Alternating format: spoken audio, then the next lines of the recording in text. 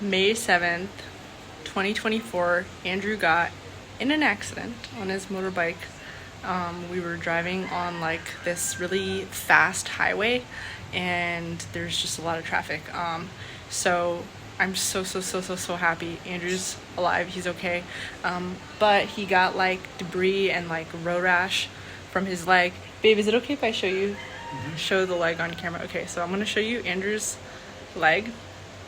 And this is after scrubbing it a lot, like scrubbing the asphalt from his leg.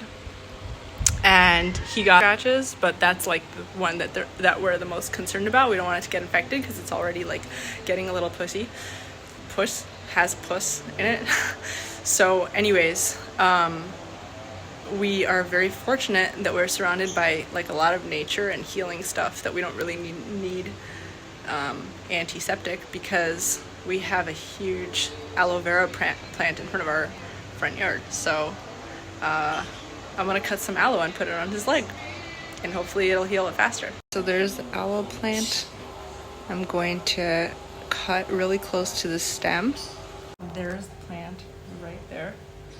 I'm gonna get a bigger look.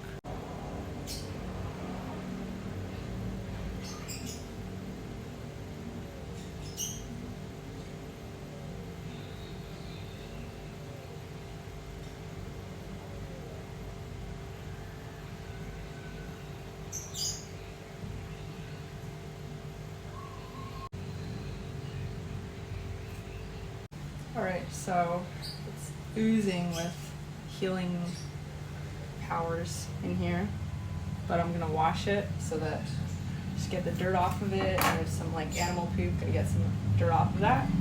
Some of that off. As you can see, it's like filled with thorns, but inside there's just like plenty of that. It just enough what we need, just what we need. I'm gonna film cutting it open and putting it on Andrew's leg. So Andrew just took anti-inflammatory pill to try to calm him down while I put the aloe because it might sting. Actually, it'll probably definitely sting. Like anything is gonna hurt this because it's like his whole layer of his skin has been peeled off, like layers. It's just really swelling, rashing. Alright, so I'm filming opening this aloe plant down the middle like a banana peel. Open it like this.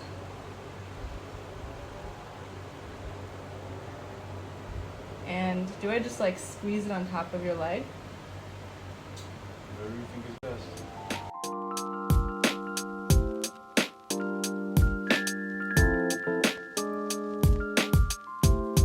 If you feel something prickly, it's the thorn from this plant, but I'm gonna try not to get it on you, but I might accidentally. We're gonna peel off these paper towel pieces that are stuck. So I'm gonna show you guys a picture of what it looked like right before the aloe. That was at like 1:31 p.m. Now it's 3:14, 3:15. This is what it looks like. It's like not comparable. The redness is basically gone, like compared to that. It's still there, pink, but how does it feel, babe? I mean, it feels like road rash. Yeah, like it's still gonna hurt, but I guess it took away a lot of the inflammation, maybe. Chilled a little bit. Now we're gonna have some coconuts, like iced coconuts, so good. And this is tofu skin rolls. I'm interested how it tastes. Alright, I'm gonna try this. It's very hot.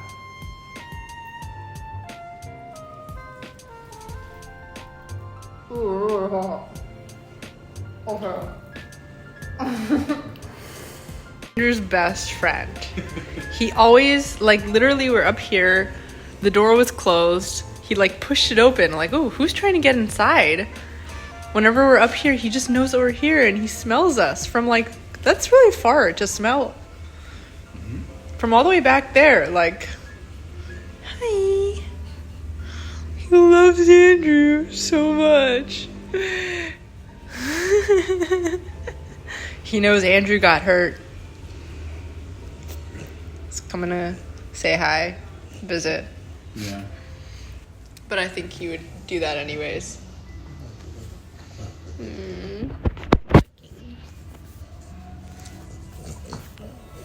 That's you. That's you. So today has been absolutely crazy. Like, Andrew always says he's like, yeah, we're gonna get in an accident one of these days, and I keep saying no, it's not gonna happen, and it happened, and it was so terrifying. And I even knew before I saw him, I knew that something had happened, because so basically we were driving, and it didn't happen completely completely randomly. Something caused it to happen. We were driving to this place, and normally he drives and I follow him, and I don't have internet on my phone. Usually I just follow him, and I just have Google Maps downloaded to my phone. So I lost him while I was following him, and I wasn't able to tell him that I'm okay, to text him, and it took me about 6 minutes to get to the place using my Google Maps so that I can use the Wi-Fi and tell him that I'm okay. And so he got worried, and so I saw him in the tracker in my app, because we have trackers on each other. So I saw that he was driving, and then all of a sudden he stopped in a place. And I texted him like, I'm in this place, I'm okay, whatever. And he said, okay. He came to the place where I was, and I knew something had happened, because he was driving towards where I was, and he stopped, and I knew that if he stopped for as long as he did, something had happened. And he just showed me his leg, and he was kind of limping. He was off of his bike, and he looked very traumatized. He looked really scared. So that was very scary. I feel like I almost lost my man. It's really hot in here. But anyways, that was very scary.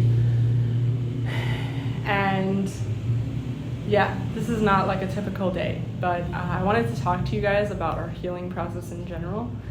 We actually we laid down and chilled a little bit.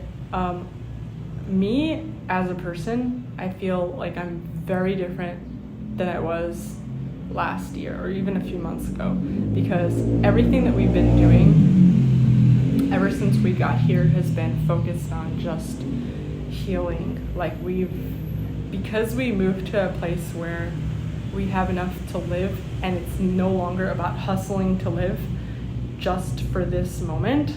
And because I've sold everything, Andrew got rid of everything. We both downsized an incredible amount.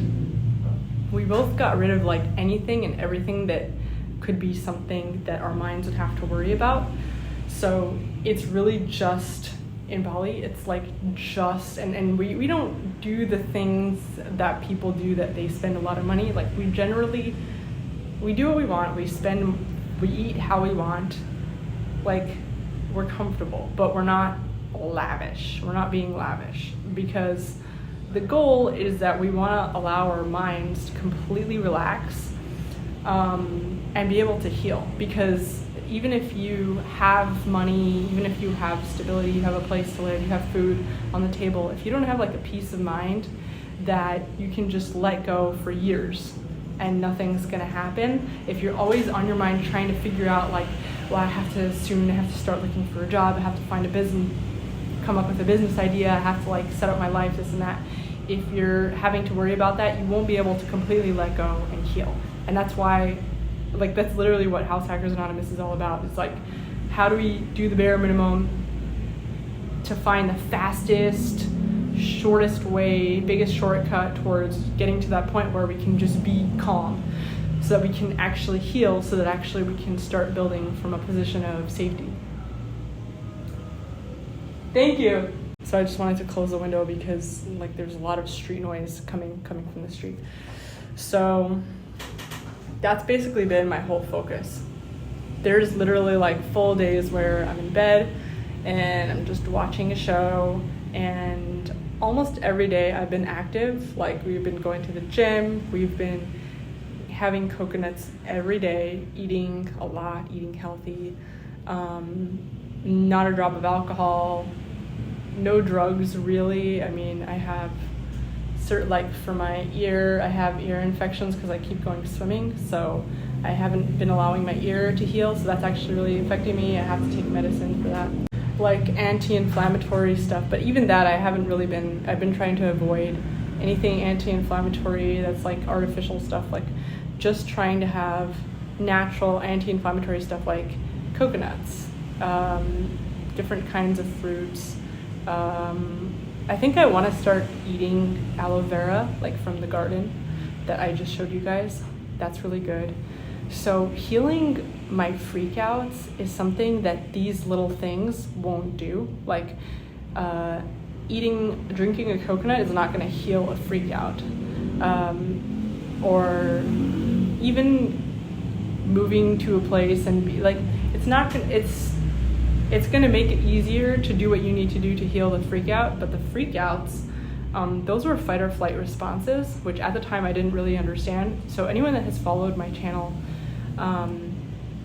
might remember that I used to talk about having like these really intense freakouts where everything was fine, I was doing well, everything, I was like, and it was actually happening a lot in my relationship. I met Andrew and I was getting to know him, and everything would be fine.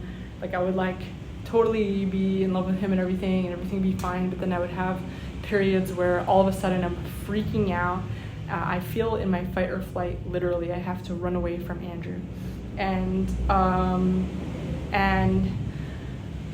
you know, you can attribute it to different things, like maybe I saw things in him that made me scared, or like, and you know, legitimate, like, oh my gosh, what if he is like, you could attribute it to different things, but at the end of the day, it was a body response that was happening. It was fight or flight, like my whole body was going into fight or flight mode, which even if like, it's possible to have instincts that tell you things without going into fight or flight. Going into fight or flight puts a lot of trauma on your body. It takes a lot of energy, and it can really make you sick, and it can really affect like a lot of your organs, like you know.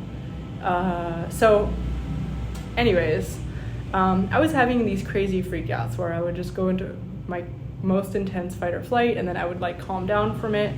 I would either scream, shout, whatever it was that I was uncontrollably doing to calm myself down, or just literally run away from Andrew, like go move to a different place or something like that. And then I would calm down from it, and then I would feel really ashamed about it. And then I would like try not to have a freak out, but then it would happen again because it's not something that you can control. So my whole, at least past 6 months, has been all about totally focused on trying to calm these fight or flight responses, trying to like calm myself down. And what it really came down to, and I did therapy, I did yoga, I did getting massages, which all these things are really good. So I'm not dunking on any of these things, but really what it came down to was somatic healing. So if you are like curious about somatic healing, I'm going to, I have a coach, like a somatic healing coach. I'm gonna put her profile down in the description so you guys can learn about it. But also just Google it. Google somatic healing. Google the polyvagal theory. It talks all about the vagus nerve. So, and a lot of you guys already know about it, I think. But so whenever you go into like a fight or flight response for whatever reason, maybe you were traumatized as a kid, or maybe you were born with traumas because your parents were traumatized and it was inherited by you. Where it gets inherited in your body is usually going to be in this big, huge nerve, the biggest, longest nerve in the body called the vagus nerve, which connects your brain all the way down to your stomach and like your abdomen, basically. And that's why when people are in their fight or flight, you have a lot of diarrhea, which we had diarrhea every single day, part of it because of Mexico. Water, anyways. You have diarrhea, you can have vertigo, which Andrew was having vertigo. You can have ear infections. You can have just like everything that's connected to this nerve right here becomes affected. You have anxiety, you have fight or flight stress responses, you can have migraines, headaches, head stuffiness, shortness of breath, all kinds of stuff. Tingling in your hands, tightness in your muscles in your neck, a lot of neck stuff for me. So just Google the polyvagal theory. And so just being in your fight or flight. So anything that triggers your fight or flight feelings, triggers your stress response, is going to be stored over there. So the idea with somatic healing is that you have traumas which are very like fresh traumas that are consciously stored in your brain that haven't become like a part of your body yet. They're stored consciously, that you can talk through them, you can process them with a therapist, you can like, there's traumas that you're still like at least aware of in your, that's at least still just being stored in your brain, that you can work through it with your brain. But there's traumas that like are so deeply ingrained in your body, whether because it happened so long ago or like as a child or in another lifetime, like in your mother's belly or whatever. There's traumas that are so deeply ingrained in your body that they are literally body traumas at this point. They're just stored in your nervous system. They're stored in that big nerve right here. You have, they say that people that with autism and ADHD have low vagal tone. Really what it means is that for whatever reason, that nerve, which is responsible for your fight or flight, has been overworked. It's been overloaded. And at some point, you know what I mean? And basically your whole life, you might be you might end up becoming more sensitive to things, more like you might see yourself as a sensitive person, but really it's just that nerve needs like extra care. You need to like release a lot of tension that maybe the average person isn't dealing with. And I'm not saying it in the right words here, but this is what I've been learning about myself, is that I have like traumas in my body that no matter how much I talk about it, talk through it, in fact, the more I might try to bring up memories or think about it using my conscious mind, the more I might re-traumatize myself or get deeper into it or like try to figure out whose fault it is. It might even make me more stressed out because I don't like thinking that anything is anybody's fault. It stresses me out to think about if I have to like blame this person or that person or have to talk to them about it, or have to justify how I feel. Like a lot of times when we talk about traumas in such a headspace, like in such a mental way, it becomes you having to like justify and explain and overly explain why you feel the way that you do, but the way that you feel is not something you should have to defend. It's just in your body. You can't defend it. So with somatic healing, the goal isn't to try to like be a lawyer and like prove why your needs need to be validated. The goal is to just say, you know what?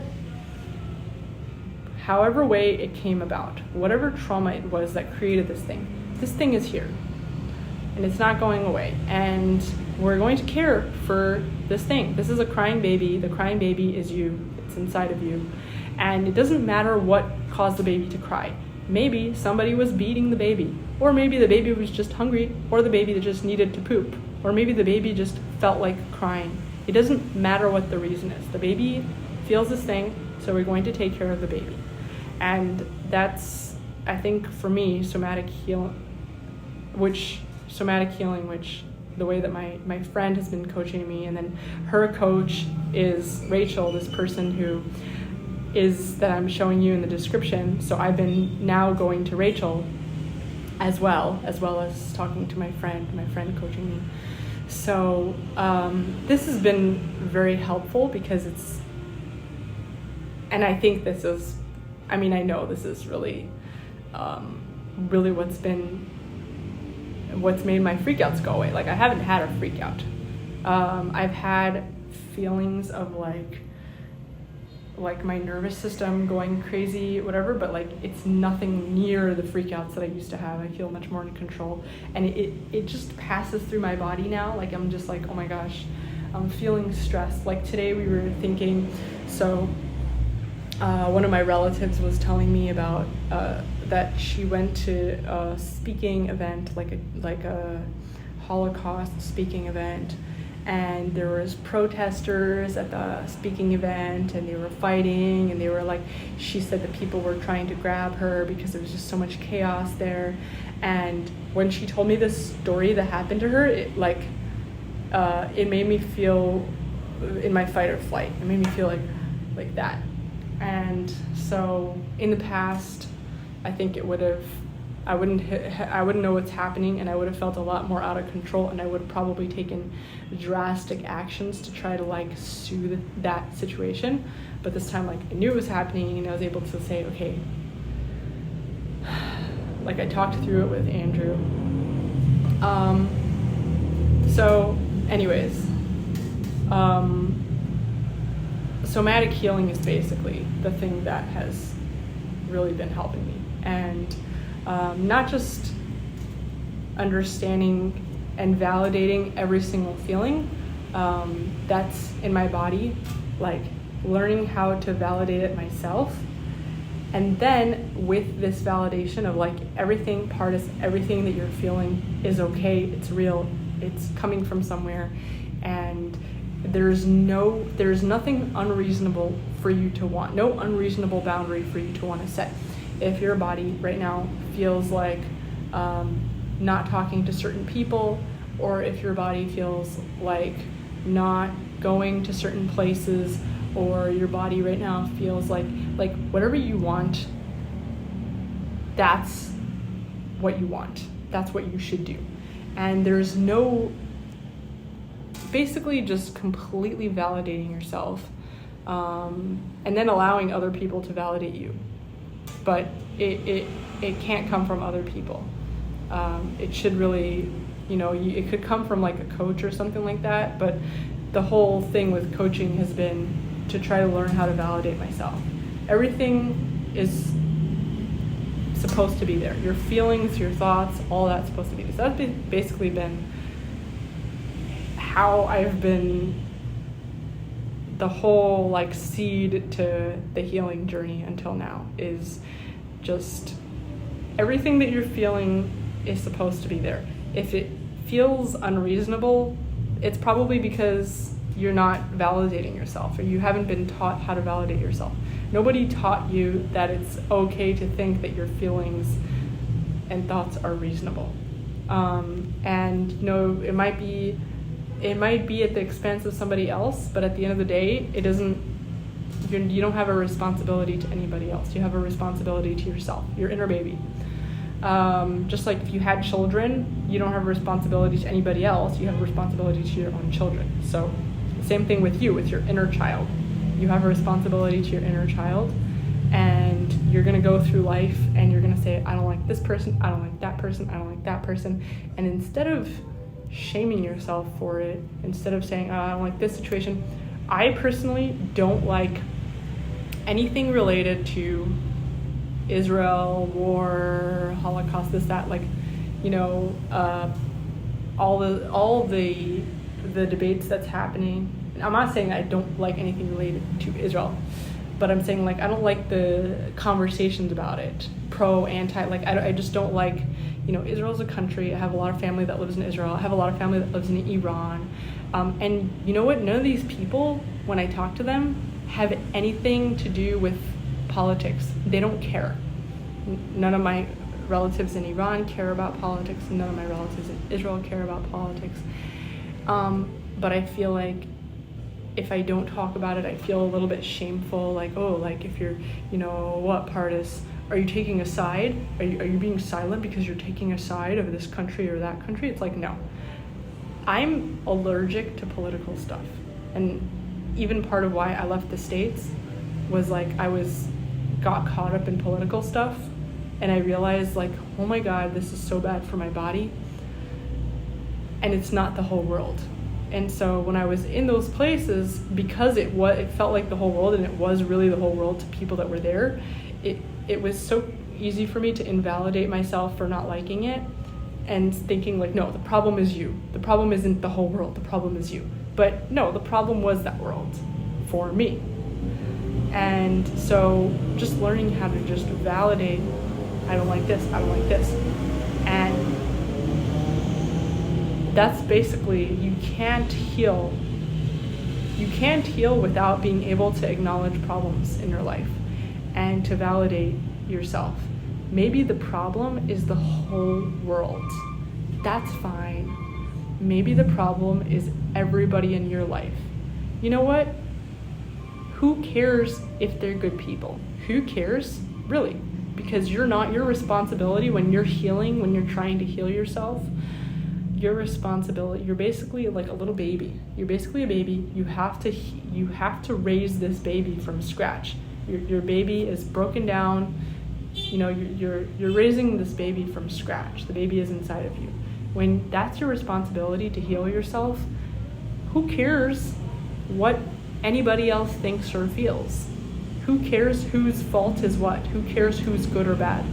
Your job is to be undyingly on team you in order for this to work. So in order to be undyingly on team you, and this is like one thing I notice when I talk to people who are like, I really want to heal like this part of myself or this or that, and they really want that, but then they're like, well, you know, I'm not thinking of good examples, but like, you know, they have trouble validating certain things about themselves. Like, okay, I'll think about one person in particular. She's like, well, I really want to, I'm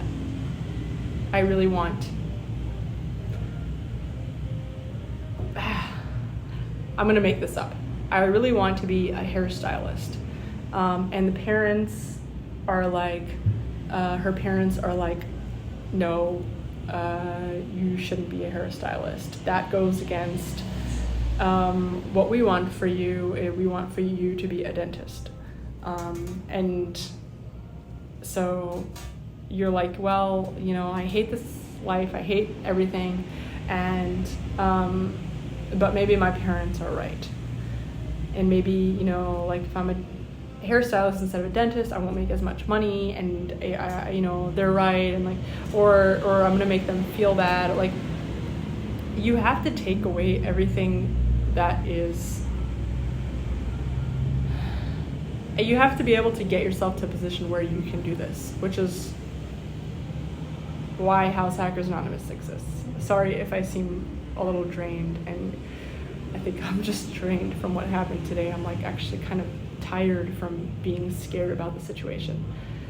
But really the only way to like heal from the bottom up, I think, is just, and for me it's been this way, first being able to validate all these things. So I have these feelings in my body and they're okay to be there. All right. So now the second step is, now that we have said, validated that these feelings are okay to be there, what are we going to do about them?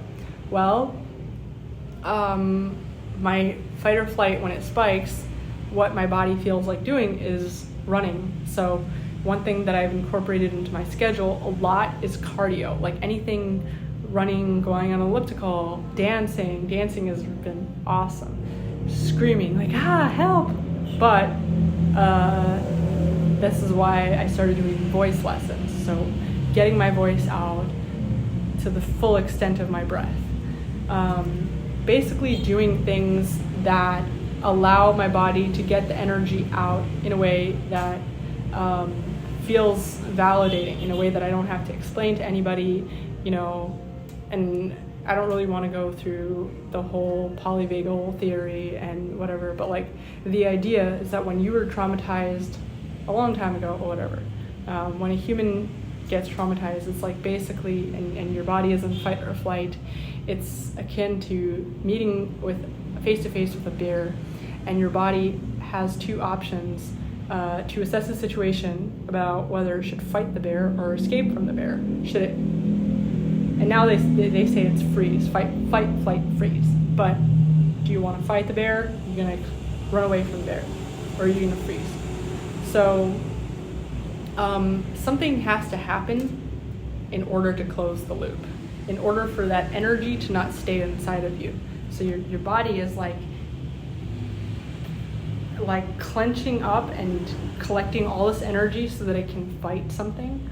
But if it's not able to do anything with it, it's going to stay inside of you. It's going to stay clenched up inside of you and cause other problems. So I'm gonna include this book in the description. Actually, read Waking the Tiger by Dr. Peter Levine. And it explains this idea in a much better way than I can.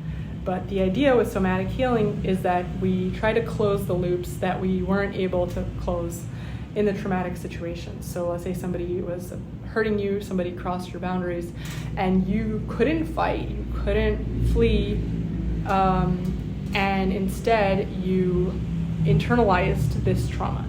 So you didn't say anything back to them to set your boundary, but then you also didn't leave the situation to make yourself feel safe. So instead you just absorbed this trauma and it became part of your nervous system.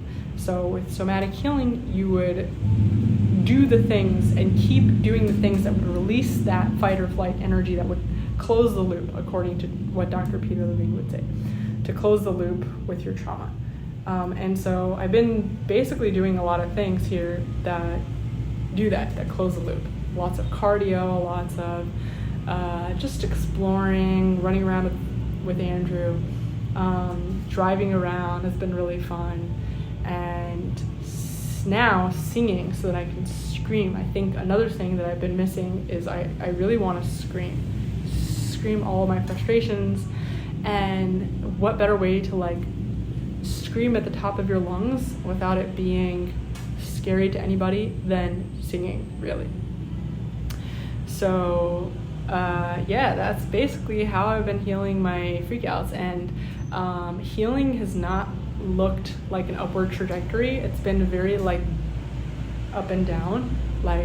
I've been getting sick a lot, and we've both been getting sick a lot, but it's every time we get sick a little bit less severely, and it's been happening over the span of months. It's when we first got here, we were sick with fever. We were still having diarrhea. We were still, but then every couple weeks, the symptoms of whatever we're getting sick is less. The ear infections are a little bit less intense. The rashes, the mosquito bites feel a little bit less itchy. All the inflammation that's all over is just less intense. And I feel it's a lot easier when you're doing it with someone also, because they can look at you and you can look at them. You can give each other feedback about the healing journey. So it's been a bottom-up healing journey for sure. And I think it is much easier to do it with someone, but a lot of times it's hard to find someone to do this with when you haven't already done a little bit of healing yourself, because it's just, if you have intimacy issues, it's just hard to even get to being with someone who's going to help you with them. You know what I mean? Because the whole point of a lot of these traumas is that they came about through other people. And so if you've developed a trauma around being around other people, it's just going to be really hard to find that person to even help you through it. So I would really recommend a coach. My friend was coaching me, so my friend was doing it for free. So you can just find somebody that you trust, but it might be hard to even find that person because you might not trust anybody. And that's certainly been the case for me for a really long time. And even my friend that was coaching me, I felt very distrusting of her in the beginning. I felt is she going to have an ulterior motive and this and that? Because that's how I see the world. That's how I see everybody. That's how I saw everybody. I feel I'm much more trusting now of people in general, but I'm still trying to keep to so many boundaries. I still hold everybody at a arm's length, and I don't think that there's anything wrong with that when you're on this path to like healing. You know, you can't be good for anybody if you can't be good for yourself. And you really need to treat yourself like a total baby for a really long time. You need to like raise yourself from scratch. And there's just a huge world out there where you can do it in. You don't have to stay in places where the trauma's happened, and you don't have to blame anybody else. If your body feels like setting boundaries with other people or punishing other people or blaming them, like, go ahead. But like for me, what I've realized is that I literally don't trust people, and I feel traumatized by people, and I feel like when I start doing the blaming thing, or even the setting boundaries thing overtly, when I start telling people like, well, I don't like this or I don't like that, I feel the more I try to interact with people to try to have my needs met, the more I feel more invalidated and gaslit. And it might not even be other people. It might be that I'm like, they're not even seeing what they're doing or how they are. Like, I just feel so terrified of every single person's energy all the time because of my own shit that I went through or shit that was stored in my body. So I don't even like to talk, like at this point, I don't even like to talk to people. And that's another thing I love about somatic healing, which I would really recommend, is like, I don't have to talk to people about stuff that happened or what happened. If anything happened, nothing happened. I don't have to talk about it with anybody. I don't have to get my needs validated from anybody. I could validate myself. I can say, you know what? It doesn't matter what happened. It doesn't matter who said what, who did what, who felt this and that. Like, it doesn't matter. All that matters is that we feel this way, and we're going to focus on that parts of our body that feel this way. We're going to be there for it like as if it's a baby. We're going to like, you know what, my arm hurts, I'm going to like touch it. My heart hurts, my chest hurts, my head hurts, I feel stressed, oh, my neck, I feel stressed. And I'm going to talk to myself as if I'm a little baby and say, everything is going to be okay, and everything that you're feeling is coming from a real place. It's coming from a real place. And whatever you feel like doing now, I support it. And I'm here for it as you. And like, just being able to spend time with myself, because there's literally nobody that can validate you and your needs better than yourself. And if you try to get anybody else to do it, it's not gonna, they won't even know how to do it. The best person in your life will not know what's inside of your head to be able to even know what to say or how to heal you. So it's really going to have to be a solo journey. Like, even if you have a partner, your partner is never going to know what's inside of your brain. You know, you can talk about it, but even when you talk about it, they're only hearing that 5% or less of your brain that's your conscious mind, because 95% or more of your brain activity is happening unconsciously. So this isn't stuff that you're going to be able to even communicate with anybody. So your partner won't even know how to go about this stuff.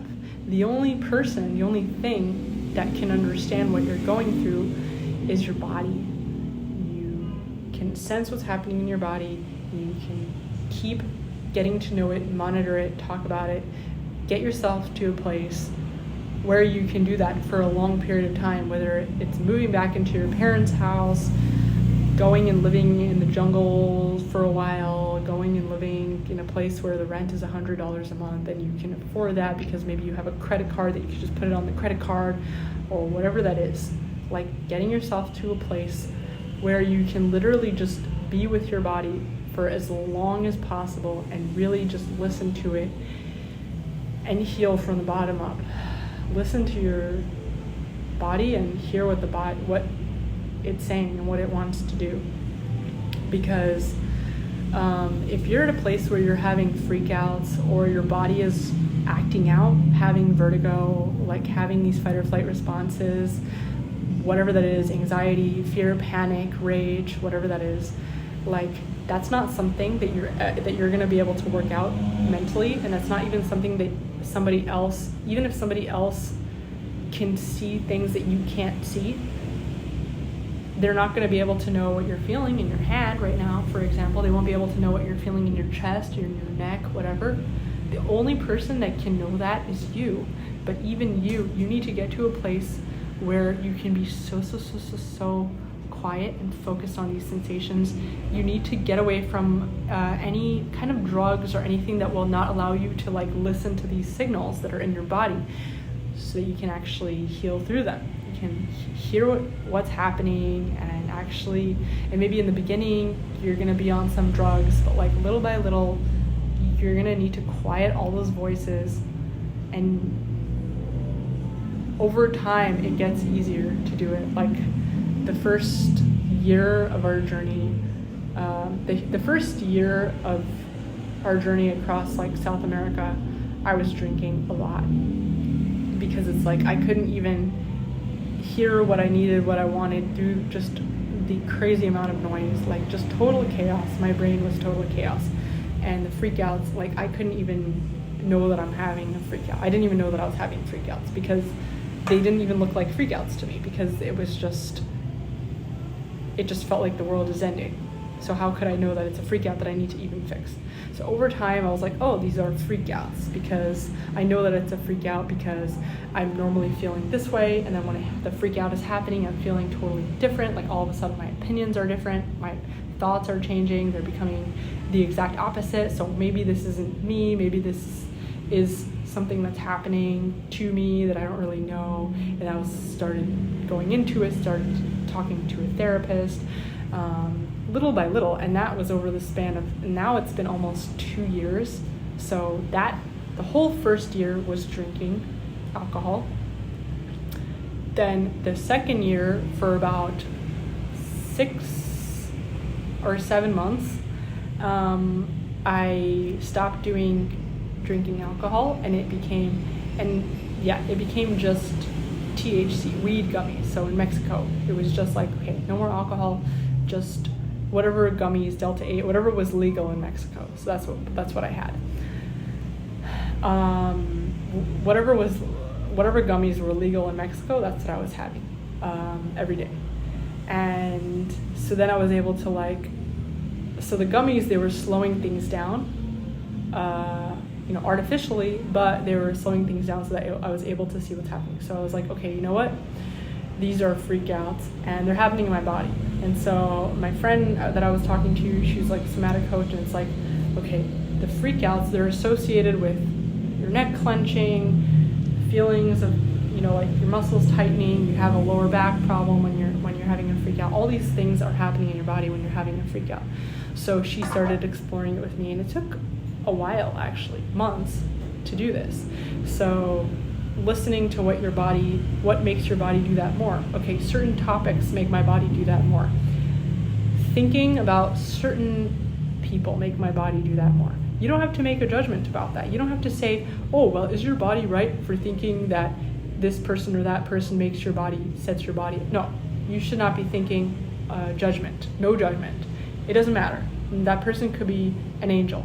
But if your body is saying that it can't be around certain people, or can't even think about certain people without setting off this fight or flight response, then we can't even think about these people. We have to set boundaries that will prevent us from thinking about these people, or thinking about such situations, or being around. Literally, there are certain times when I feel like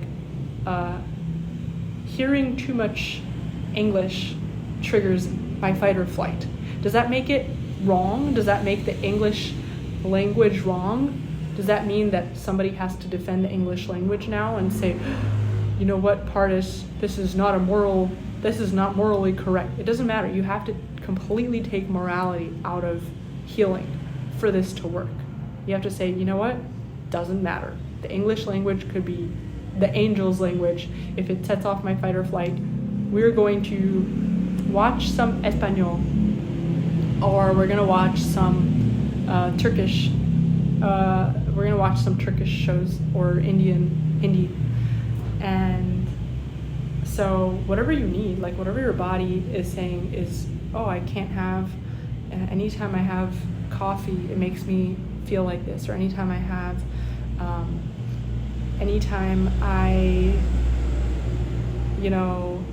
someone told me recently that anytime she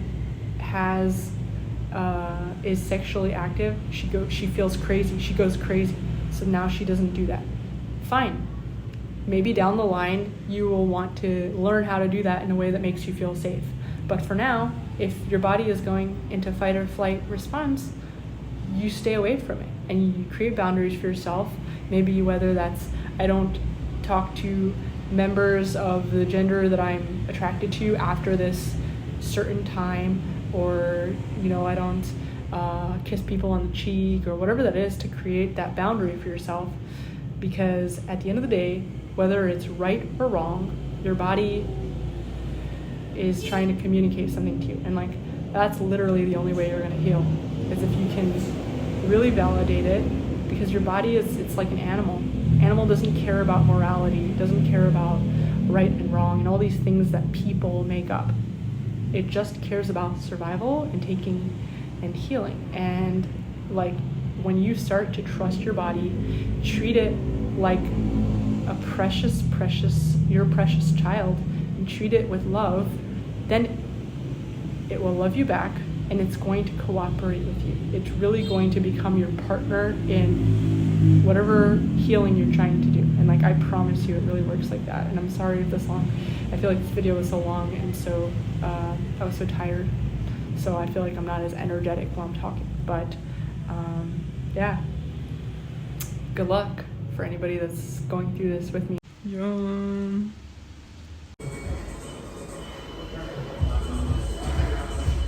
So I just want to pop in and show you the progress on Andrew's leg. Could I? Mm-hmm. Okay. Andrew's leg. How does it feel? Compared to... Feels okay. Yeah, it's just, you can't see, but we put a bandage on it. It's healing, it's scabbing. Yeah, it's just the road rash. I thought I had possibly broken a toe, and I didn't. And there's bruising around my knee, but my knees are fine. Yeah. It really is just the annoying road rash and getting that to heal over, which is hard because we're very active people, so I keep walking around on it. Yeah. And okay, and one more question I have. Mm-hmm. What do you think has been the most important factor in our healing journey? Patience. Patience? Patience, allowing ourselves to heal, actually taking the time, not despairing, yeah, just trusting the process. If you can sit and just do it and go through it, but what if you need to despair? You just need to let go and just totally just cry. That too. But then just get back up on the horse. No, don't get back up on the horse. Get off the horse and lay down. And don't move. Yeah. Yeah. No getting on any horses. Yeah. We're supposed to be relaxing and staying and just letting our bodies heal, babying them, and being patient enough to do that, because me and you are both workers. We like to get in front of our laptops, we like to do this, we like to go here, we like to talk to people, we like to network, we like to do all this stuff and stay busy, we like to go rock climbing, but really we just need to take some really soft time for ourselves and trust that, and not feel the need to be active, because we're mistaking that with productivity. Productivity for us right now means resting. Yeah, that is actually the most productive. I agree. And now, as part of our productivity, we're gonna go and have a gigantic breakfast at a new place that we found. That's surrounded by rice fields.